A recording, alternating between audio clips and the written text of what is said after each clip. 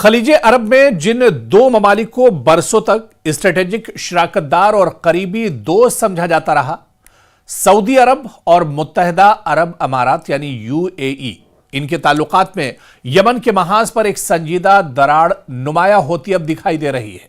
जी हां, यूएई और सऊदी अरब के बीच ठन गई है। हालात काफी कशीदा बताए जाते हैं। दरअसल हालिया बयानात, अस्करी कार्रवाइयों और बाहिमी इल्जामात ने यह सवाल खड़ा कर दिया है कि आखिर वो इत्तेहाद जो साल 2015 से हुसी लड़ाकों के खिलाफ इकट्ठा लड़ता रहा, आज एक दूसरे के सामने आखिर क्यों खड़े हो गए हैं? आज यूएई और सऊदी अरब एक दूसरे के दुश्मन क्यों बन गए हैं? आज एक दूसरे पर हमलावर क्यों हैं सऊदी अरब और यूएई? आज इसी को दरअसल हम समझने की कोशिश करेंगे, क्योंकि यमन की खारा जंगी इस इख्तिलाफ की असल बुनियाद बताई जाती है। यमन में तीन बड़े ताकतवर फरीक सरगर्म हैं। सबसे पहला हुसी लड़ाकों की अगर बात की जाए, जिन्हें ईरान की हिमायत हासिल है और जो दारुल हुकूमत सना समेत शुमाली यमन पर काबिज है। दूसरे प्रेसिडेंशियल लीडरशिप काउंसिल यानी पीएलसी, दरअसल बैनुल-अक़वामी तौर पर तस्लीम शुदा हुकूमत जिसे सऊदी अरब की पुश्तपनाही हासिल है और जो यमन को मुत्तहिद रखना चाहती है। और तीसरी बड़ी वजह सिद्रन ट्रांजिशनल काउंसिल यानी एसटीसी, जो जुनूबी यमन की अलाहिदगी की हामी है, जिस पर यूएई की हिमायत के इल्जामात लगते रहे हैं। दरअसल साल 2015 में सऊदी अरब की क़यादत में बनने वाले इत्तेहाद में यूएई भी शामिल था। मकसद यह था कि हुसियों को पीछे धकेला जाए, उन्हें शिकस्त दी जाए और यमन की मरकजी हुकूमत बहाल की जाए। लेकिन वक्त के साथ दोनों ममालिक के स्ट्रेटेजिक अहदाफ अलग होते चले गए और इसके बाद आप देखिए कि किस हद तक अब हालिया दिनों कशीदगी बढ़ी है। मकला बंदरगाह और हालिया जो कशीदगी है, इसे भी दरअसल समझना होगा, क्योंकि हालिया रिपोर्ट्स के मुताबिक सऊदी अरब ने यमन की बंदरगाह पर हमला किया और दावा किया कि यह कार्रवाई उस वक्त की गई जब वहां यूएई से मुंसलिक जहाज, असलहा और बख्तरबंद गाड़ियां उतार रहे थे। सऊदी अरब के मुताबिक यह जहाज फुजेरा बंदरगाह से रवाना हुए थे। इनके ट्रैकिंग सिस्टम्स बंद थे और असलहा ऐसे ग्रोहों के लिए था जिन्हें सऊदी अरब अपने लिए खतरा समझता है, खासतौर पर एसटीसी। और दूसरी तरफ आप देखिए कि सऊदी वजारत खारजा ने इसे कौमी सलामती की रेड लाइन करार देते हुए कहा कि कार्रवाई महदूद और इलाकाई अमन को लाहक खतरे को रोकने के लिए थी, जबकि जानी नुकसान न होने का सऊदी अरब की तरफ से दावा भी किया गया। अब इस पर आप देखिए कि जवाबी इल्जाम और जवाबी इल्जामात का दौर भी चल रहा है। एसटीसी ने इस हमले को जारिहत करार दिया है और मजीद यूएई को अस्करी मदद की अपील की है। यमन की सऊदी हिमायत याफ्ता प्रेसिडेंशियल लीडरशिप काउंसिल ने यूएई के साथ मुश्तरका दिफाई मुआहिदा मंसूख कर दिया है और आर्जी सरहदी पाबंदियां लगा दी हैं। रिपोर्ट्स में यह भी कहा गया है कि सऊदी अरब ने यमन में मौजूद यूएई अफवाज को निकलने के लिए डेडलाइन दी है, जिसने कशीदगी को और बढ़ा दिया है।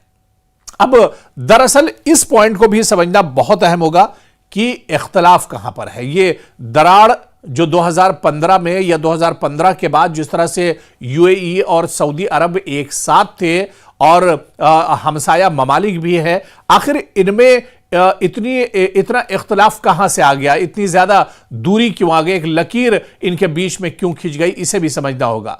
जो एक्सपर्ट्स हैं और माहिरीन के मुताबिक मसला सिर्फ एक बंदरगाह या असलहे की तरसील नहीं है, बल्कि यमन के मुस्तकबिल के तसव्वुर पर भी यहां पर इख्तलाफ है। सऊदी अरब दरअसल मुत्तहिदा यमन का हामी है, एक ऐसी मरकजी हुकूमत चाहता है जो इसकी जुनूबी सरहदों के लिए खतरा न बने, और उधर यूएई दरअसल जुनूबी यमन में असर और रसूख बढ़ाने पर तवज्जो रखता है। बंदरगाहों, समंदरी रास्तों और मकामी इत्तेहादियों जैसे एसटीसी के जरिए स्ट्रेटेजिक फायदा चाहता है। और वहीं पर आप देखिए कि माहिरीन के मुताबिक वक्त के साथ यूएई ने यमन में सऊदी मशावरत के बगैर आजाद फैसले करना शुरू किए, जिससे जुनूबी अलाहिदगी पसंद मजबूत हुए और दोनों इत्तेहादियों के दरमियान बदएतमादी बढ़ी है। अब सवाल यह उठता है कि जब यूएई और सऊदी अरब आमने सामने हैं, कशीदगी इतनी ज्यादा बढ़ रही है, तो अब आगे होगा क्या? इस कशीदगी को आगे किस तरह से देखा जाए? आगे चलकर क्या यह कशीदगी और ज्यादा बढ़ेगी या फिर आपसी बातचीत के जरिए और बैठकर इस मसले को एक तरह से हल किया जाएगा? यानी आगे क्या कुछ हो सकता है, क्योंकि यह कशीदगी जाहिर करती है कि खलीजी इत्तेहाद यकसा मफादात पर कायम नहीं रहा। यमन की खाना जंगी अब सिर्फ दाखिली नहीं बल्कि इलाकाई जो रीजनल ताकतें हैं उनके मुतजाद एजेंडों का मैदान बन चुकी है। अगर इख्तिलाफात कम ना हुए तो यह सूरत हाल यमन में अमन के इम्कानात को मजीद पेचीदा बना सकती है। सऊदी अरब और यूएई की मौजूदा कशीदगी दरअसल यमन के मुस्तकबिल, इलाकाई असर व रसूख और कौमी सलामती के मुख्तलिफ तसव्वुरात की अक्कास है। जो इत्तेहाद कभी एक मुश्तरका दुश्मन के खिलाफ बना था, वो अब अपने ही मकासिद के बोझ तले लड़खड़ाता हुआ दिखाई दे रहा है। तो यह कशीदगी कहां तक बढ़ेगी? सऊदी अरब और यूएई की जो यह हालिया कशीदगी है, क्या इस पर फुल स्टॉप लगेगा या फिर यह कशीदगी आने वाले दिनों में और ज्यादा बढ़ती है? और अगर यह कशीदगी बढ़ती है तो पूरे खित्ते पर इसका असर एक तरह से देखने को मिलेगा, या फिर तुर्की या जो दूसरे मुस्लिम ममालिक है, अरब ममालिक है, क्या उनकी सालसी से, उनकी मुदाखलत से इस मसले को हल किया जा सकता है? यह कशीदगी जो सऊदी अरब और यूएई के दरमियान बढ़ रही है, इस कशीदगी को कम किया जा सकता है? यह देखना भी आने वाले दिनों में बहुत अहम होगा। लेकिन हालिया दिनों जिस तरह से कशीदगी है, ऐसे में कहीं ना कहीं अब टेंशन बढ़ रही है मशरिक़ वुस्ता और इसके अलावा जो अरब ममालिक है उनमें भी अब इसका साफ तौर पर असर देखने को मिल रहा है। यानी डर और खौफ भी इस कशीदगी के बीच आवाम के दरमियान भी बढ़ रहा है। ऐसे में क्या कुछ आने वाले दिनों में होता है, इस पर भी नजर रखना बहुत अहम होगा। दरअसल साल 2015 में सऊदी अरब की क़यादत में बनने वाले इत्तेहाद में यूएई भी शामिल था। मकसद यह था कि हूसियों को पीछे धकेला जाए, उन्हें शिकस्त दी जाए और यमन की मरकजी हुकूमत बहाल की जाए। लेकिन वक्त के साथ दोनों ममालिक के स्ट्रेटेजिक अहदाफ अलग होते चले गए और इसके बाद आप देखिए कि किस हद तक अब हालिया दिनों कशीदगी बढ़ी है। मकला बंदरगाह और हालिया जो कशीदगी है, इसे भी दरअसल समझना होगा, क्योंकि हालिया रिपोर्ट्स के मुताबिक सऊदी अरब ने यमन की बंदरगाह पर हमला किया और दावा किया कि यह कार्रवाई उस वक्त की गई जब वहां यूएई से मुंसलिक जहाज, असलहा और बख्तरबंद गाड़ियां उतार रहे थे। सऊदी अरब के मुताबिक यह जहाज फुजेरा बंदरगाह से रवाना हुए थे। इनके ट्रैकिंग सिस्टम्स बंद थे और असलहा ऐसे ग्रोहों के लिए था जिन्हें सऊदी अरब अपने लिए खतरा समझता है, खासतौर पर एसटीसी। और दूसरी तरफ आप देखिए कि सऊदी वजारत खारजा ने इसे कौमी सलामती की रेड लाइन करार देते हुए कहा कि कार्रवाई महदूद और इलाकाई अमन को लाहक खतरे को रोकने के लिए थी, जबकि जानी नुकसान न होने का सऊदी अरब की तरफ से दावा भी किया गया। अब इस पर आप देखिए कि जवाबी इल्जाम और जवाबी इल्जामात का दौर भी चल रहा है।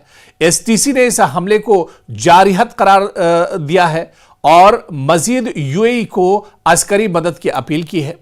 यमन की सऊदी हिमायत याफ्ता प्रेसिडेंशियल लीडरशिप काउंसिल ने यूएई के साथ मुश्तरका दिफाई मुआहिदा मंसूख कर दिया है और आर्जी सरहदी पाबंदियां लगा दी हैं।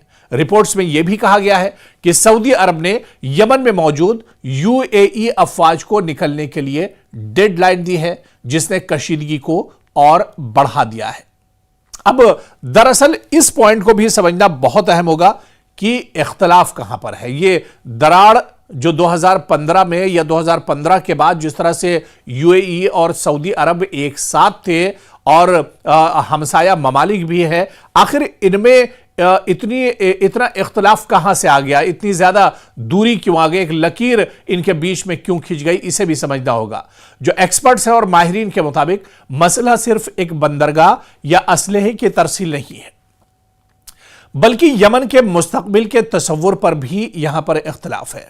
सऊदी अरब दरअसल मुत्तहदा यमन का हामी है, एक ऐसी मरकजी हुकूमत चाहता है जो इसकी जुनूबी सरहदों के लिए खतरा न बने। और उधर यूएई दरअसल जुनूबी यमन में असर रसूख बढ़ाने पर तवज्जो रखता है। बंदरगाहों, समुद्री रास्तों और मकामी इत्तेहादियों जैसे एसटीसी के जरिए स्ट्रेटेजिक फायदा चाहता है।